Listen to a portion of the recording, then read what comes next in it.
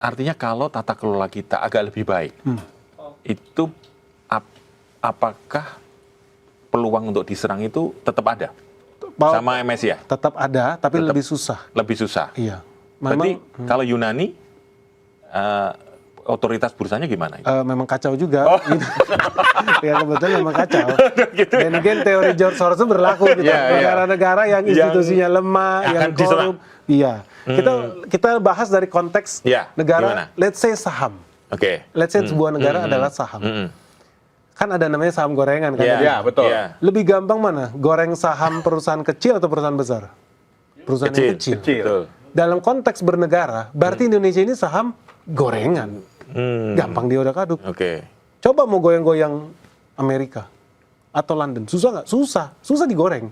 Karena memang barangnya bagus-bagus. Barangnya bagus-bagus, institusinya lebih benar, gede, besar, masif, trusted, susah digoyang. Jadi kalaupun gue pengen ngacak-ngacak, misalnya ada orang ya pengen ngacak-ngacak sebuah saham, pasti ngincer yang gampang digoreng.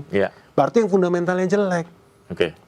Dalam konteks itu berarti negara Indonesia, bursanya ya harus diperbaiki. Ada begitu banyak kekurangan yang bisa bikin kita digoreng-goreng. Kemungkinan kan ada pergantian di RUT BI nanti ya. Terus kemudian pengawasnya OJK juga kemungkinan juga akan yang baru. Dan kemarin sudah ada rapat di Kementerian Perekonomian ya, sama Danantara segala macam. Apakah ini juga nanti cukup bisa meyakinkan dari MSCI? Sekarang kayaknya meeting ya sama mereka. Mungkin hari ini meeting. Kalau memang MSCI itu memang sudah punya agenda tersembunyi tadi. Pertanyaannya, kita bisa nggak penuhin itu? Bisa banget. Namanya juga regulator gitu kan. Kalau bilang bola out keluar garis ya out. Pertanyaannya adalah ketika kita sudah memenuhi semua permintaan mereka, mungkin nggak mereka di belakang layar tetap nyerang kita? Nah itu. Mungkin. Masih mungkin? Sangat mungkin. Ini kita baru ngomongin bursa efek. Ketika Amerika Serikat nyerang Irak, mungkin nggak cari-cari alasan. Iya, karena dia punya nuklir. Yang penting serang aja dulu. Begitu masuk, ternyata nggak ada nuklir. Itu ngomongin negara. Perang. Mungkin. Apalagi cuma perang bursa. Cuma masalah saham. Mungkin nggak? Mungkin, sangat-sangat mungkin. Kepentingannya apa, agendanya apa. Jadi, apa yang di depan layar yang kita udah prediksi dari bulan Oktober, sebenarnya mereka pun tahu. Dan gampang pun buat dipenuhi permintaan itu. Bikin regulasinya. Kalau nggak mau, lu jangan listing di bursa. Selesai. Pasti semua orang kejar-kejar lah supaya penuhin itu. Udah pasti lah, perusahaan kan pengen tetap public, as a public company, dia tetap accountable, tetap listing, doing well.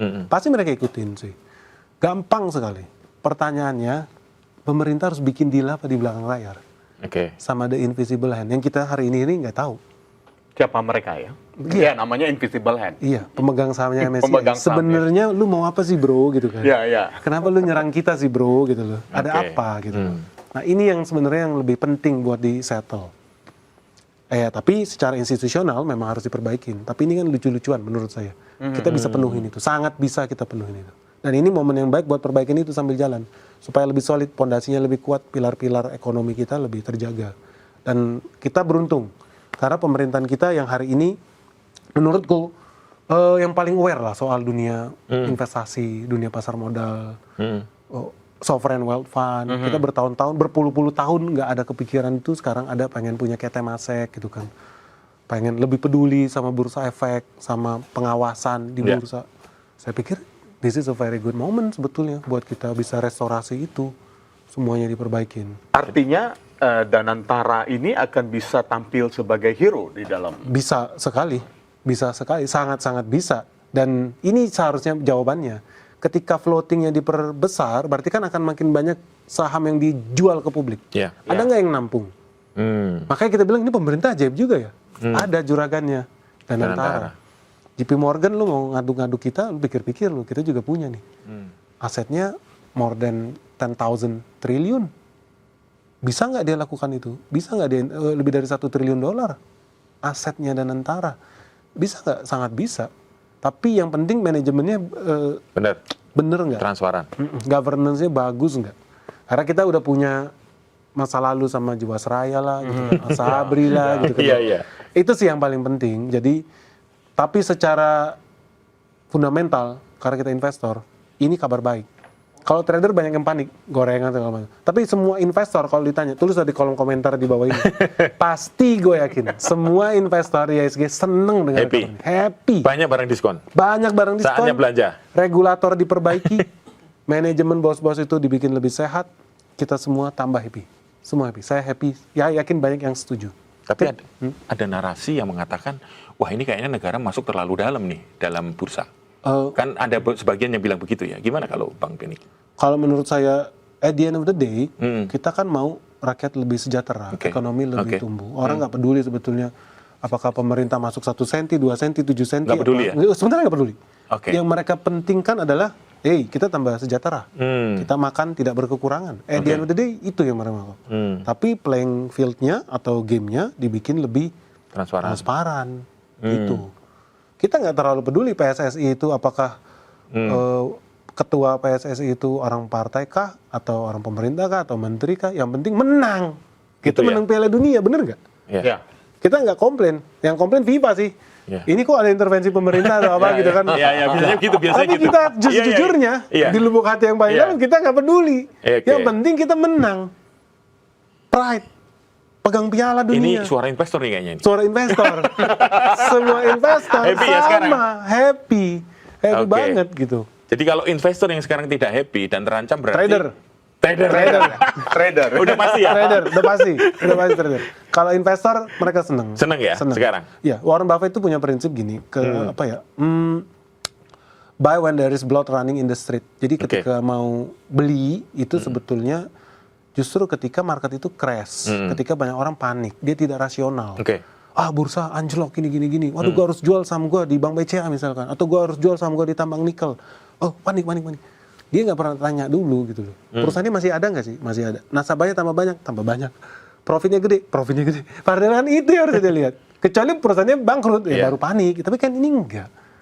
Jadi secara fundamental masuk invest. Jadi memang penting buat kita sebagai investor itu waras dan tetap tenang. Kalau misalnya sekarang kan udah mulai muncul ada dugaan penyalahgunaan wewenang atau apa ya. Akhirnya mau disidik sama Bareskrim. Oh serius ada? Ada. Di mana? Ada beritanya. Ada beritanya. Bahkan Bareskrim dan Kejaksaan Kejaksaan pun juga sedang membantu Bareskrim. Oh, good news sekali. Oh, itu malah bagus. Good news sekali. Harus. Waduh. Harus. Ada yang malah justru ini bahaya sekali gitu. Di Amerika dia punya OJK namanya SEC. Di Amerika itu setahun itu bisa hampir 100-an orang yang masuk penjara. Karena ini? Karena manipulasi pasar modal. Karena manipulasi pasar modal. Even sesama perusahaan TBK duduk bareng di restoran. Gua McD misalkan, Bapak KFC ngobrol-ngobrol. Ini bisa ditangkap ini, bisa diperiksa. Kalian mau bikin apa nih? Monopoli ya? Mau setting harga ya? Gitu. Sampai se-ekstrim itu. Jadi duduk bareng aja nggak berani gitu loh. Nggak berani mereka. Kalau yang udah-udah ini kan malah kong kali kong gitu kan. Ya nggak boleh gitu loh. Atau goreng-goreng. Bahaya. Jadi ya logikanya juga investor kan pengen investasi sesuatu yang sehat gitu. Iyalah. Jadi memang betul ini momennya harus diperiksa. Itu bahkan udah dari bertahun-tahun lalu kita bilang ini banyak hal-hal yang sebetulnya harus bisa diperbaiki. Inilah this is the very right moment. Kita udah pernah nih true story. Perusahaan emiten ada di Pulau Batam, ngaku bisnis hotel 4 lantai. Gua datang ke sana mau nginep dong. Mau nginep dong lantai 4 gitu kan, lantai 403.